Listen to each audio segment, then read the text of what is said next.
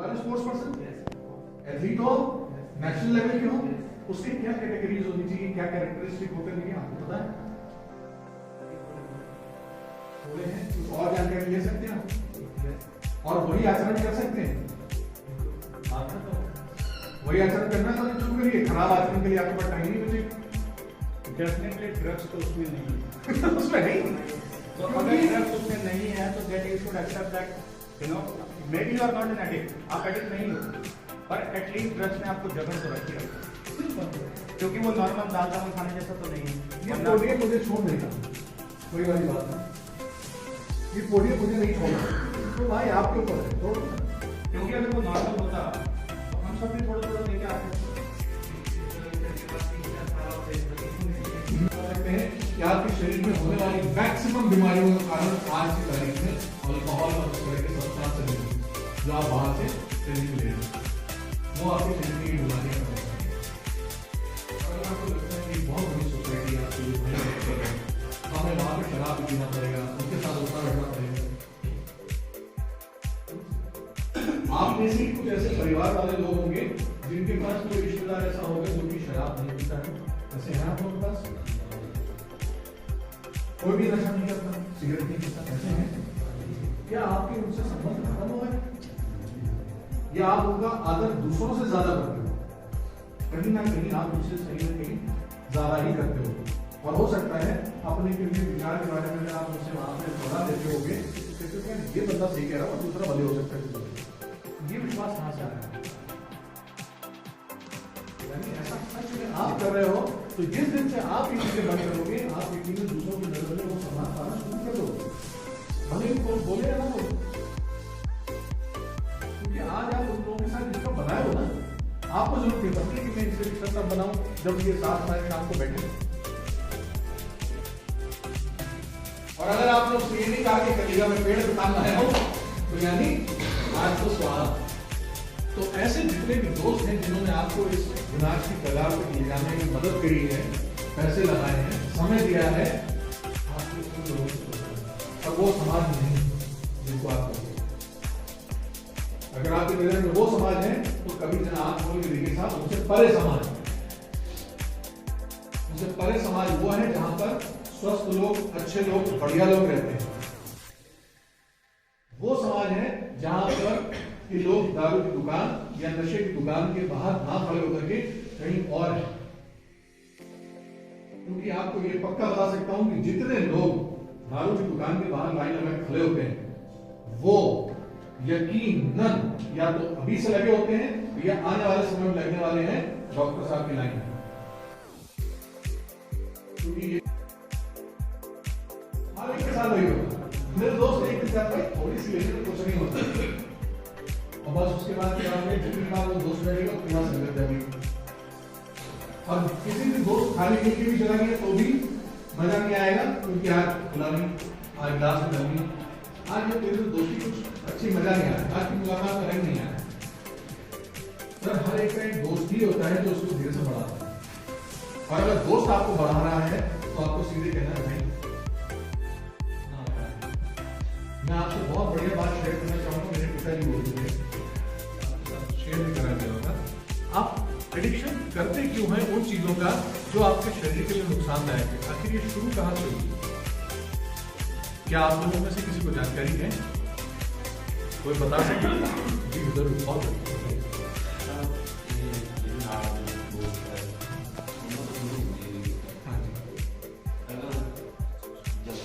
कोई नहीं करता मतलब नाल का कोई साथी माड़ा माड़ा भी नहीं कह सकते भी नाल का एक के साथ वही होगा, मेरे दोस्त एक के साथ भाई थोड़ी सी लेने में कुछ नहीं होता, और बस उसके बाद क्या होगा, जितनी बार वो दोस्त बैठेगा पूरा संगत है। और किसी दिन दोस्त खाली पी के भी चला गया तो भी मजा नहीं आएगा, क्योंकि आज गुलामी, आज ग्लास में गर्मी, आज ये कोई दोस्ती कुछ अच्छी मजा नहीं आया, आज की मुलाकात का रंग नहीं आया। सर हर एक का एक दोस्त ही होता है जो उसको धीरे से बढ़ाता है, और अगर दोस्त आपको बढ़ा रहा है तो आपको सीधे कहना नहीं। मैं आपसे बहुत बढ़िया बात शेयर करना चाहूंगा, मेरे पिताजी बोलते थे, कर देते हो ना, क्यों कर देते हैं? वो ऐसी क्या सोचे, क्योंकि आपको ये पता है कि मेरे मना करने के बाद भी वो प्रेम, वो आदर, संस्कार, जो लगाव है वो मेरे पास अभी भी मिलता है। तो फिर इसके लिए क्यों नहीं? जो चीज आज आपको नुकसान कर रही है उसके लिए क्यों नहीं? और ज्यादातर आपको जो समाज जिसकी आप बात कर रहे हैं, ये समाज नहीं है जो आपको इंकरेज करता है। ये आपके वो मित्र हैं जो आपके पुराने साथ बैठने का साथ ढूंढते थे और वही आपको इंकरेज करते हैं। और ऐसे कभी दोस्त हो तो पुराने वाले लोग, सर हमने क्या बोला, उनके लिए क्या यूज करना पड़ेगा? सी यू लेटर एलिगेटर।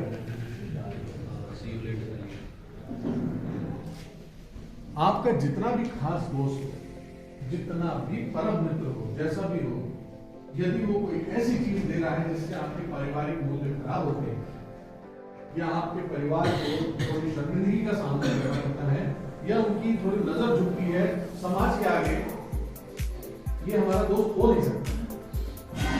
क्योंकि दोस्त कौन हो सकते सर? दोस्त हमेशा आपका वो होगा ना जो आपका सम्मान बढ़ाए, जो आपके परिवार के साथ नहीं होगा। मेरे दोस्त एक थोड़ी सी लेने तो कुछ नहीं होता, अब बस उसके बाद क्या होगा, जितनी बार वो दोस्त रहेगा उसके बाद संगत जाएगी। और किसी दिन दोस्त खाली मिल के भी चला गया तो भी मजा नहीं आएगा, क्योंकि आज फुलानी, आज दास नहीं, आज ये तेरे दोस्ती कुछ अच्छी मजा नहीं आ रही, आज की मुलाकात तो नहीं आया। सर हर एक का एक दोस्त ही होता है तो उसको धीरे से बढ़ाता है, और अगर दोस्त आपको बढ़ा रहा है तो आपको सीधे कहना भाई।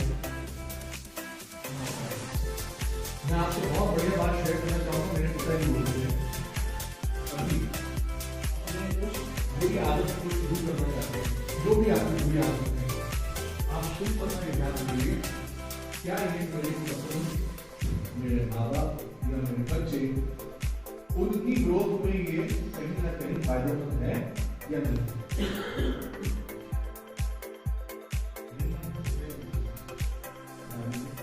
और कोई भी आपका खाना और कोई भी व्यंजन अगर ऐसा नहीं है जिसे आप अपने परिवार के साथ बांट के नहीं खा सकते या ले सकते हैं, अगर आपको लगता है कि आपकी खाई हुई चीज, आपकी दी हुई चीज, चाहे वो जितनी महंगी हो, अगर आप परिवार में अपने बच्चे या पत्नी के साथ बांट करके खा सकते हैं, एंजॉय कर सकते हैं, बढ़िया। अगर नहीं है तो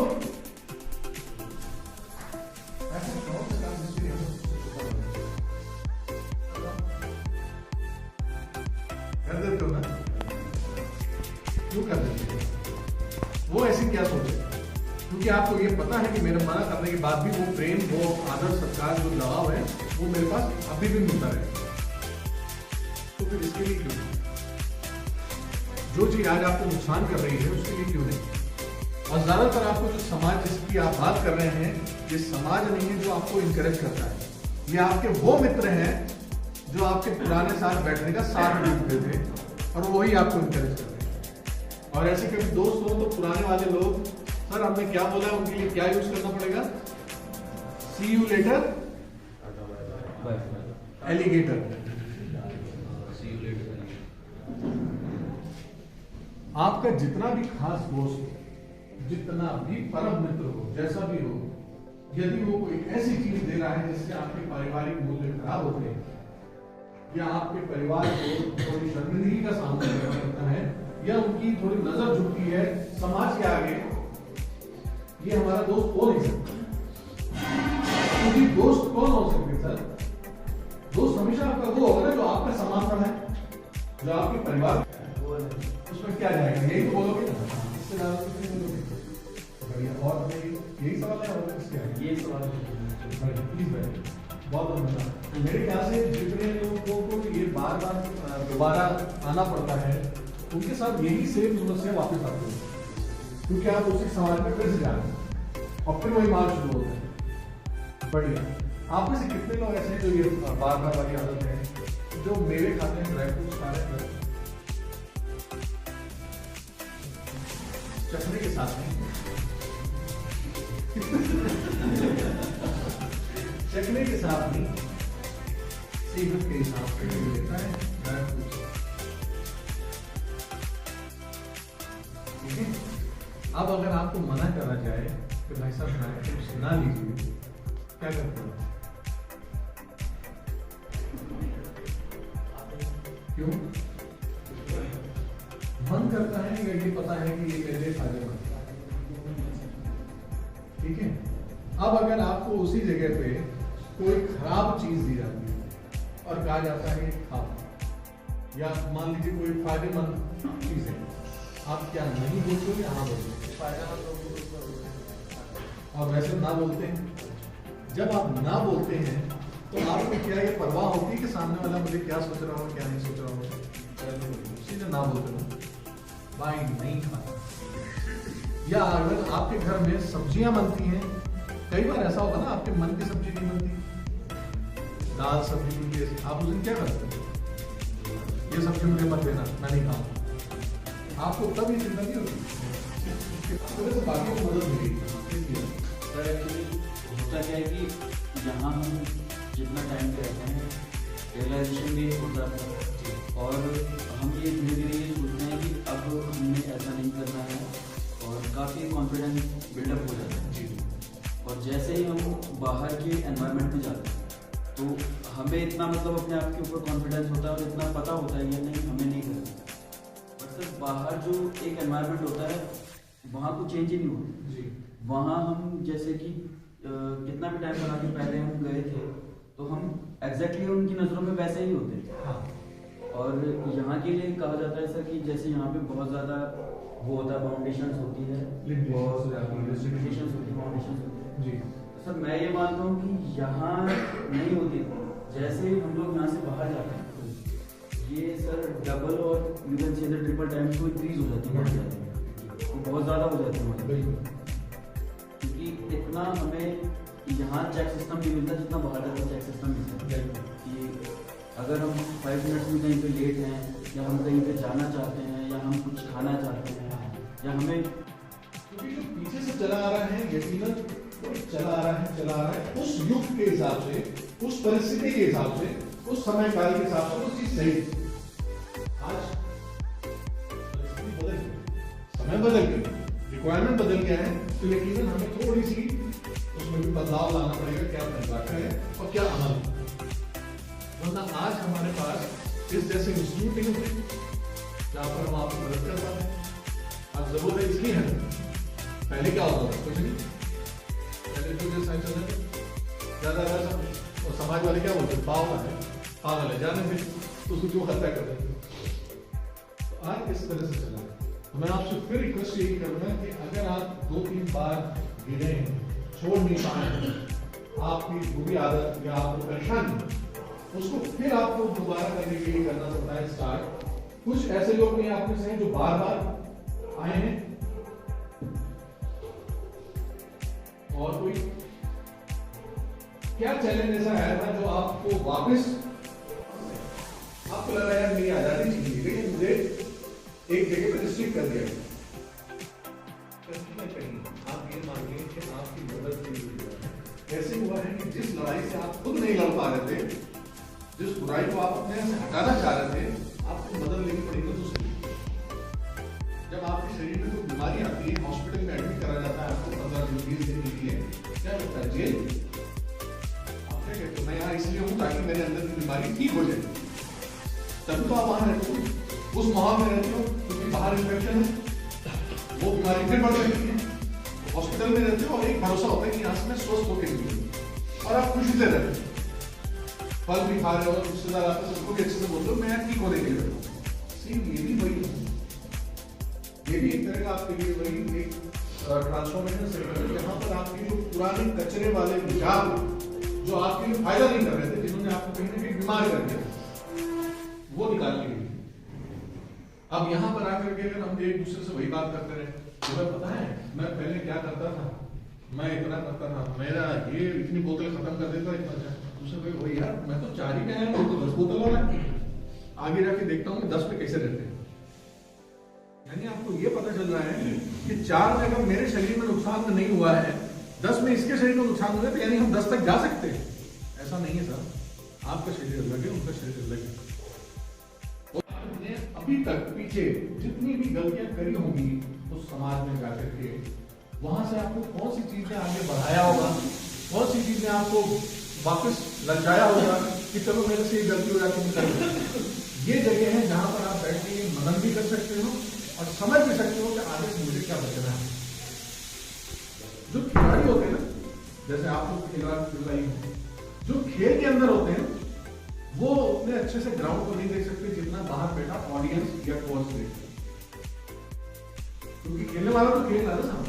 तो आप भी जब बाहर सवाल में आते हो क्या करते हो, खेलने लग जाते हो और खुद नहीं खेलते तो बगल वाला खेल खिलवा देता है। अब आप जहां बैठे हो यहां से आप बैठ के उस समाज को वापस देख सकते हो आखिर क्या चला था पीछे और क्या सही तरीका है जो मेरे पता है, यानी अब मैं ऐसे कर सकता हूं। और उसका आपका कमेंट दीजिए मेरे लिए बहुत यादगार रहेगी कि मैंने आज बहुत करा। तो आपको बताना चाहूंगा तेंदुलकर ने उसमें ऑटोग्राफ दिया, साइन और एक मैसेज लिखा।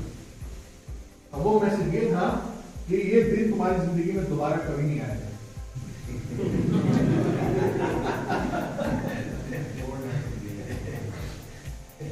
उसने ये लिखा था कि ये दिन तुम्हारी जिंदगी में दोबारा कभी नहीं आएगा, नीचे साइन।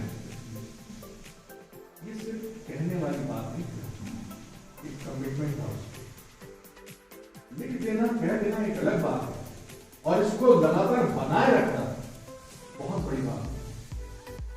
यानी हर बार जब भी रेड हॉक सामने आया होगा, तेंदुलकर यहाँ बैटिंग कर रहा होगा, उसको फिर वो याद आता होगा कि मैंने इसको चुनौती दी है। तो उस चुनौती को बनाए रखना ये बहुत बड़ी बात है। और इसी तरह से मैं आपको बताऊं कि जब मैंने अपने दोस्तों से वादा करा था कि मैं 3 साल के अंदर सीएम के बदल कर रहा हूँ, और ये भी था कि मौका आता है कई बार कि हमें सीएम ऑफिस जाना है, कई बार मैं कहता था जिस दिन निकलता आएगा उस दिन जाऊँ, इन्विटेशन आएगा उस दिन। ये सब हम चलते फिरते तो बोल देते हैं, लेकिन क्या ये कमिटमेंट की तरह है? अगर आपने इस कमिटमेंट की तरह लिया है तो आज बताते हैं कि हमारे टीम के जो मेंबर्स हैं उनके अपने अपने प्रोफेशन है, अपने अपने काम है, कई बार वो इतना इन्वॉल्व नहीं हो पाते, इतना साथ नहीं दे पाते हैं। तो क्या मैं कहूँ कि अच्छा ठीक है चलो तुम देखा जाएगा। आज कहता है सर जब भी कभी ऐसा होता था कोई नया बॉलर आता था किसी भी टीम का, अक्सर उसने विकेट लिया है सचिन, क्योंकि पहले जब नया प्लेयर होता था, शोएब अख्तर आए, उन्होंने मारा, आउट हो गए, सामने नाचिन लगता है मैंने तेंदुलकर का आउट करा। शेन वॉर्न आए, उसने भी एक करा। इसी तरह से बहुत सारे बॉलर जो पहली बार आए थे, हेनरी ओलंका टाइप के, उन्होंने जब पहली बार आउट करना तेंदुलकर को बड़ा खुश होते थे ना, तेंदुलकर को आउट करना। क्यों?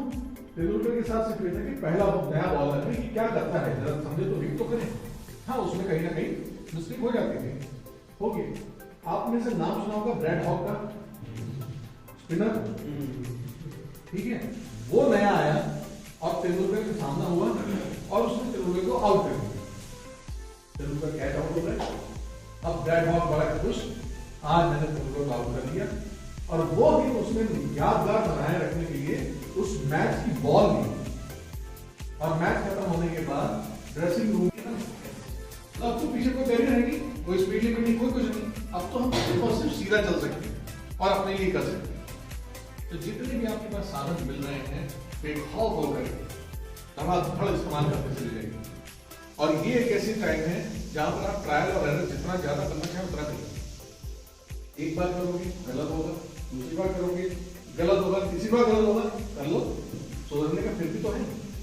क्योंकि यहां पर आपको कोई आंक नहीं रहा है, ना ही आपको जज करेगा भाई पहले करा था आपने खराब कर दिया, ठीक है तो दोबारा करेंगे, फिर दोबारा करेंगे। क्योंकि जो वो हस्ती थी जब आप बाहर थे समाज में, वो आपको नया करने नहीं देती, लेकिन यहां आप कोई बैरियर नहीं, यानी हमारे पास अपॉर्चुनिटी। आपसे हमने जैसे पहली बार भी बात करी थी, आप में से बहुत सारे लोग ऐसे हैं जो कि शायद हमें जानते हैं पहले से। मानसिक स्वास्थ्य के नाम पे जब हमने यहाँ पे उत्तराखंड में काम करना शुरू करा, ट्रेडिशन से हट करके, तो एक बार फिर आपका स्वागत वापसी में बैक टू पवेलियन। अब आपसे दोबारा फिर मैं वही सवाल पूछना चाहूंगा जो अक्सर आप लोगों से पूछता हूँ, आप कहाँ पर हैं आज? आप किस मैक्सिमम में, किस इंस्टीट्यूशन में हैं? कौन बता सकते हैं? सबको दिमाग लगाओ। आज आप किस इंस्टीट्यूशन में, आप किस बिल्डिंग में हैं, किस संस्था में हैं आज? Karma welfare society. आगे ट्रांसफॉर्मेशन, ये पक्का है ना कि ट्रांसफॉर्मेशन सेंटर है। अब ट्रांसफॉर्मेशन का मतलब क्या होता है, ये आप समझ सकते हैं? ट्रांसफॉर्मेशन का मतलब ये हो गया कि जो आप पहले थे वो आज आप बिल्कुल बदल चुके हैं। यानी जब आप इस बिल्डिंग के अंदर आए थे और जब आप इस बिल्डिंग से बाहर जाएंगे वापस उस समाज में, तो आप यकीनन एक पूरे बदले हुए आदमी।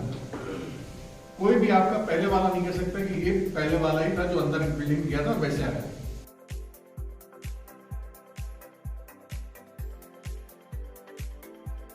फ्रांस में घूम रहा था, अचानक एक लेडी ने उसको देखा और बोला कि अरे यार तुम तो इतने महान पेंटर हो, मैं तुम्हारी फैन हूँ, मैं तो आज भगवान का शुक्रिया अदा करती हूँ कि आप मुझे मिले। तो कहता मुझे भी अच्छा लगा आपसे मिलके। तो कहती है प्लीज मेरे लिए ना एक छोटा मोटा कर दो पेंट, जिंदगी भर मेरे को याद रहेगा कि मैं आपसे मिल गया। वो कहता लेडी टीम ने जब हैंड कर से मेरे को रुमाल दो, रुमाल देती है, पेंटर अपना कलम निकालता है, उस पर एक पेंटिंग बना देता है। अब देते समय कहता है this painting is worth $1 million।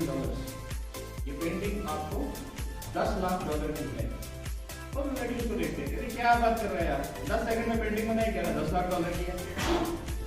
कहता है It has taken me 30 years to master these 10 seconds। ये 10 सेकंड की पेंटिंग को मास्टर करने में मुझे 30 साल लगे। I'm getting the point? Nothing becomes easy overnight। It's always a process। Thank you guys, thank you so much। You were a great audience, listeners, and I really enjoyed my time with you। Thank you।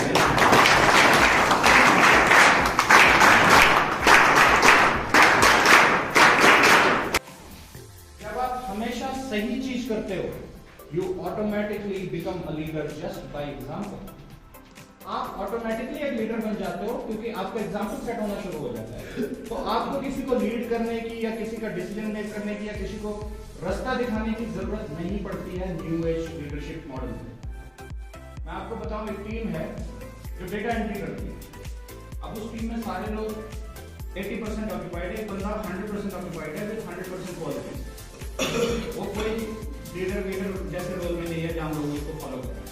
लेकिन उसकी team में अगर आप किसी से पूछोगे कि यार मुझे डेटा एंट्री सीखना है, सबसे बढ़िया कौन करेगा? आप दूसरे डिपार्टमेंट में पूछोगे कि यार डेटा एंट्री में सबसे अच्छा काम किसने किया? Now what is happening? A person is automatically becoming a leader just by example। तो न्यू एज डेफिनेशन हमेशा याद रखना। तो जब आप अपने फिजिक पे, अपने थॉट प्रोसेस पे, अपने हैबिट्स पे, अपने सेल्फ डिसिप्लिन पे काम करोगे, each one of you will become a leader। Leader की क्या डेफिनेशन है? अगर मैं आपसे पूछूं तो what do you understand by leader? मतलब अगर हम लीडर की बात करें तो आप उसका क्या डेफिनेशन दोगे मुझे? कोई भी गलत सही कुछ नहीं है।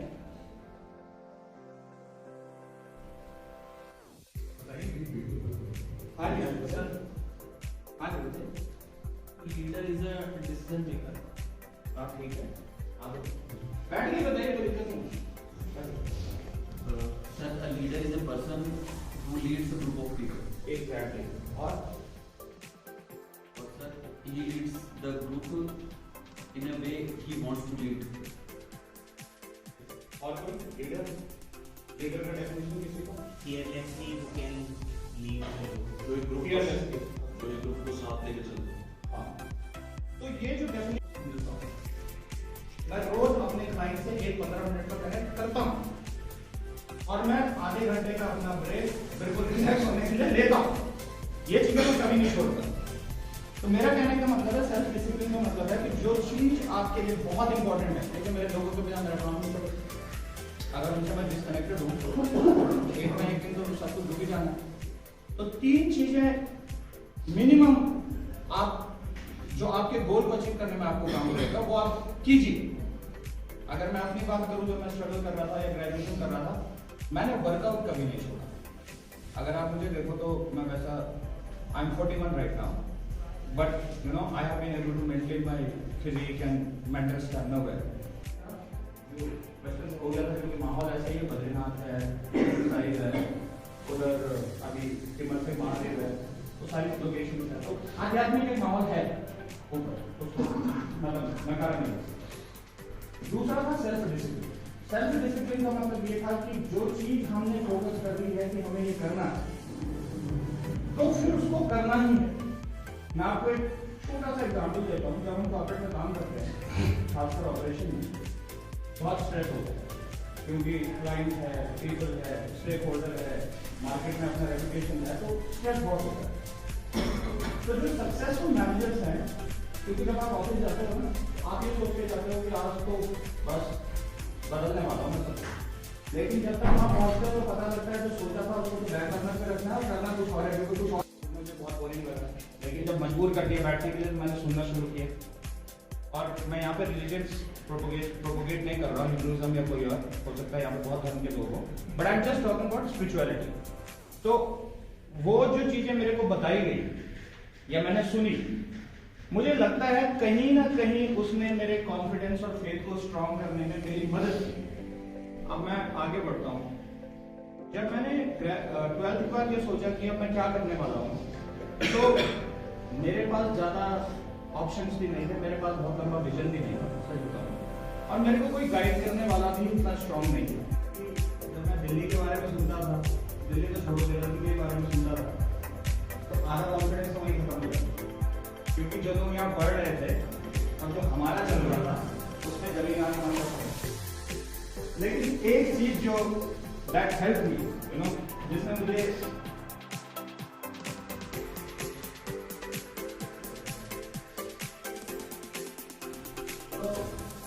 मैं आपको एक थोड़ा सा अपना एक्सपीरियंस शेयर करूंगा।